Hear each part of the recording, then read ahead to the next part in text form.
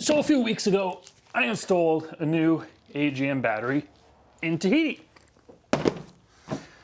Well, some of you guys suggested I install a second one, so let's install a second one.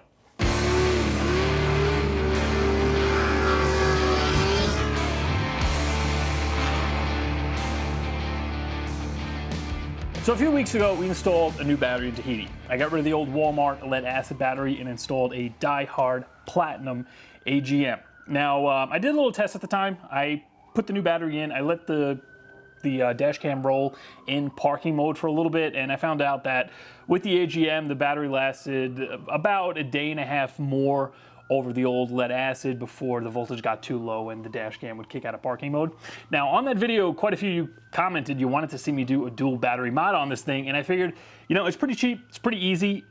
If it could potentially extend the amount of time that dash cam is going to stay on just by throwing another battery under the hood, what the hell, let's freaking try it. So here's the battery we installed last time. It's identical to the one I picked up. It's a die-hard platinum AGM right there in the factory battery location. But if we come over to the passenger side here, you'll see we already have a dedicated spot to add a second battery. Now, I'm not sure if the SUVs had the option for a second battery, but the pickup trucks, you know, we got a diesel, whatever. These are essentially the same thing as like a Silverado body-wise, like under the hood kind of stuff. So yeah, we have a spot here to add a second battery. All we're gonna need to do is pop this brace out. We're gonna pop that bracket out down there. And then I have a factory OEM battery tray. We're just gonna pop in there, drop the battery in, and then we just need to make a couple of connections. So to do the install, this is pretty much all we're gonna need, actually minus that part. But I just have a positive and negative wire. I have a 2 gauge that I got left over from when I wired my Trans Am battery.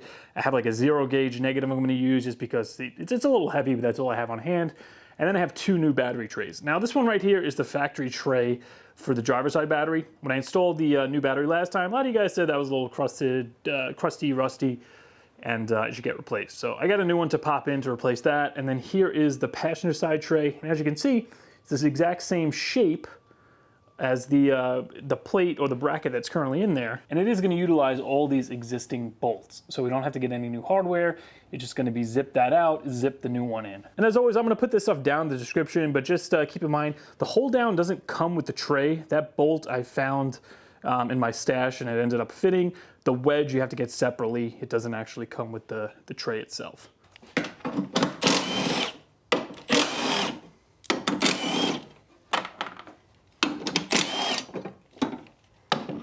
Now I'm pretty sure this bracket cannot go back in once the battery's in there. It's gonna sit too tall. Say what you will, you know, the front end of the vehicle is gonna break in half, whatever.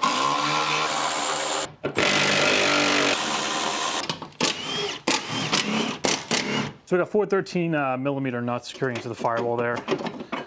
And then it looks like, I took out 2, I didn't need to, but there's a 10 millimeter that holds it to the fender. And then there's 1 10 millimeter nut because the thing's sandwiched under the tank here. So we're just gonna pull that up. And then out she comes.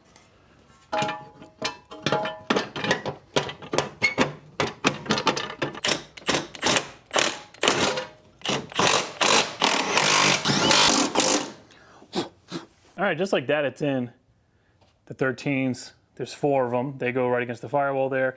These 2 didn't have to come out. That's for like a separate bracket that's underneath. Then we have a 10 millimeter that goes through the tray into this bracket. And then the final one is this 10 millimeter that the tray, it sits underneath the coolant reservoir. So just zip that out, you pull this out, and the thing literally came right out. Ooh, thought it wasn't gonna fit for a second.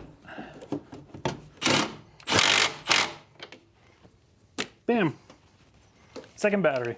So up until this point, you may have noticed there really hasn't been many montage music-y parts of this video like I normally do, and just use that as a gauge to tell you how fast and easy this mod really is. Less than 10 minutes, old trays out, new trays in, batteries in, secure. All we need to do is make our positive and negative connections. Now, I'm installing this to try to get the dash cam to stay on longer in parking mode.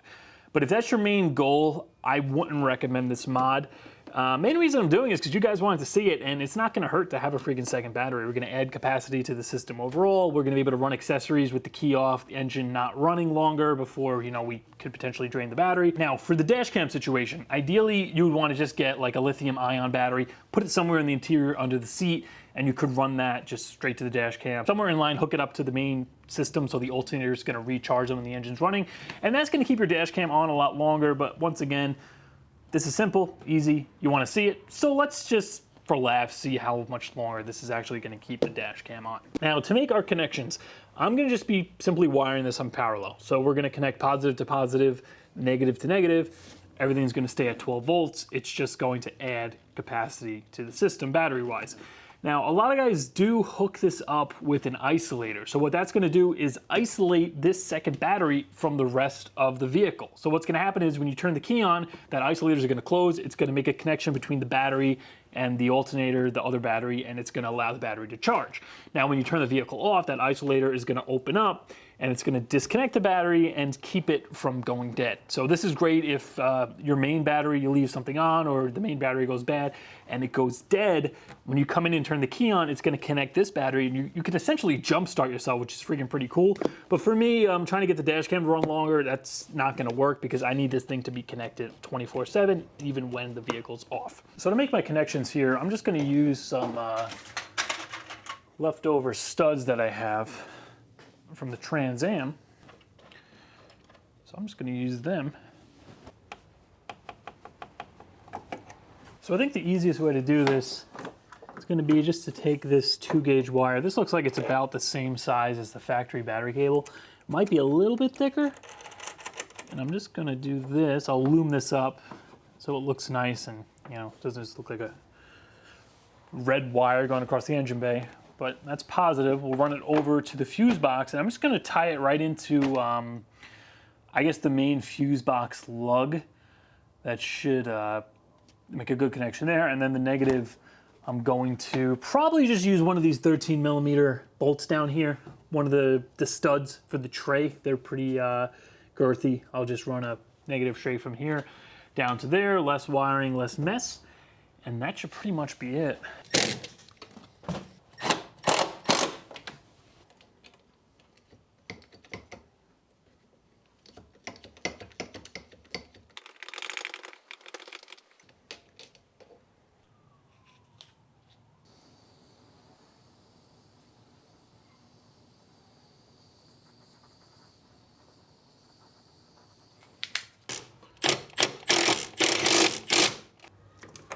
Positive, negative, and I think that's it.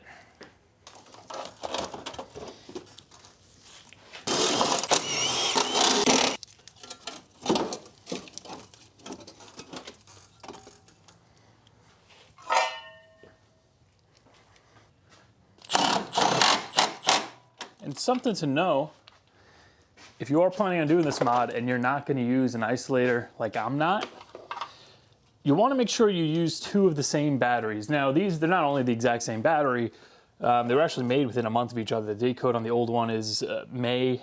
The new one I just picked up was April.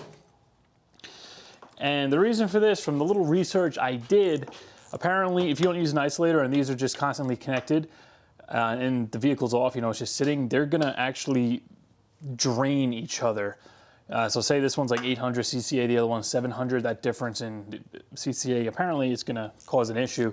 So if you can't get 2 new batteries at the same time, I definitely recommend putting an isolator in. Or, I mean, hell, you could just go get a Walmart. Walmart makes pretty decent batteries. You could get, they're like $100, maybe like less for a battery. You could get a couple of them. Just swap them both out at the same time if you don't want to, you know, go all out and spend the money on the AGMs. And you should be in good shape. This is our final connection. Everything else is wired up.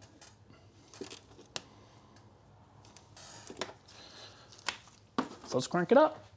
Not gonna lie, part of me is wondering if it's gonna like crank incredibly fast.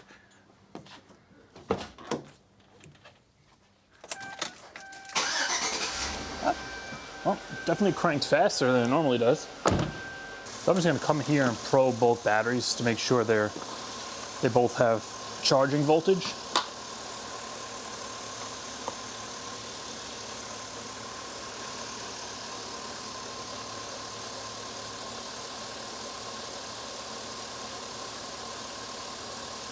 All right. Yeah, we got like 14 volts there. Oh yeah.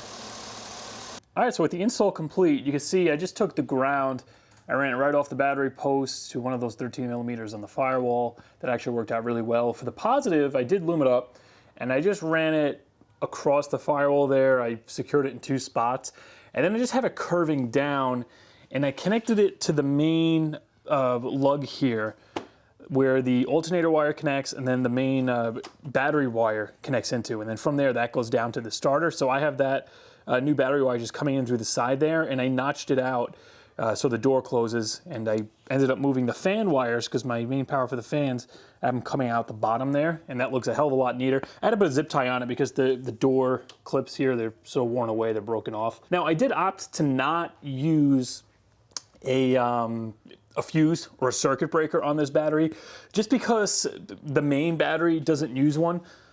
From the battery itself to there, all the way down to the starter on the other side of the engine, there's no fuse for that. It's just a straight shot. And I didn't want to inhibit this battery by putting a breaker or a fuse, and then for some reason this one gets low, both of, you know, there's a little drain and they both kind of get low. And then trying to start it, it cranks slow, and then it potentially keeps popping a breaker or a fuse on that battery side. I didn't want to have to deal with that. So I think I'm going to be fine just the way this is. And yeah, I'm going to see how this works. We'll see the performance with the dash cam, if it lasts any longer or whatever. And then depending on that, how that goes, I think we're going to go from there. And once we actually start doing stuff to the interior, maybe we'll do some other kind of electrical modifications regarding the battery. So regardless of whatever the dash cam gives us in these upcoming days, I'm actually going to be using this thing for the next few weeks. So I'm going to try to find a spot in between where I can let it sit for at least 3 to 4 days to see if this did anything else. It has like 2.5 days to beat off the single battery with keeping the camera on, and then I'll know, you know, it was, if I could get double that, I know it was worth my money, or at least my time, because like I said, if you just have a second battery lying around, or you just go to Walmart, you got to change your battery anyway, just pick 2 up. You get the tray, run a couple of wires, and it's that simple. You don't even need to do the isolator if you're like me and you just want that extra reserve capacity for any accessories when the key is off. Now, for the future, I'm definitely going to be leaving a second battery in here, but I do want to kind of make some changes depending on how this works. So for one thing, I'm thinking maybe a little solar panel on the roof. They make some really, really thin ones. It doesn't have to be a lot of power, just enough to trickle charge this, if not a little bit more. I could probably get one that'll fit right between the roof rack, and it'll be flush on the metal of the roof itself, so you won't even see it from like the outside. And you can still use the roof rack, and that should, just with a little, you know, charge control or whatever, keep these guys topped off, even if this thing sits for any extended period of time. At least it'll have solar power, hopefully keeping the voltage up above 11.8 to keep the camera running and, you know, keeping anything from going dead. Not only that, if I could like somehow get a little inverter to put back there and tie into this with the panel, I think that'll be cool, because you know, all newer vehicles, you get some sort of a 110 outlet in there nowadays, whether it's on the dashboard or they stick in the back in the cargo area, like with pickup trucks, they'll stick it in the bed. But if I could just get like one outlet back there and pair that with like a small inverter and a solar panel to keep it topped off, I don't even think I'm gonna have to go lithium ion, and I'll just have a little juice. If I go to the track, I want to plug a drill in, or just plug like the Milwaukee battery charger in to get the batteries topped off. I think it'll be really handy having that 110 power back there. But that's gonna be, you know, future stuff. Once we get to the interior, that's when we're gonna figure all that out, and I'm gonna kind of try to perfect this. But for now, yeah, I'm happy with the install. Super easy, super simple. Looks completely factory, obviously. And I'm going to link everything I use down in the description. As always, the 2 battery trays if you do want to go and, you know, replace your driver's side as well. And I'll find my hydraulic crimping tool, because you're going to need that if you want to make your own wires like this. And for the wiring, I got all that from Wire Barn. Super high quality stuff. I will not buy wire from Amazon ever again. But I hope you guys enjoyed this mod. I hope you got something out of it. But for now, that's going to do it for this one. I'll see you in a few days.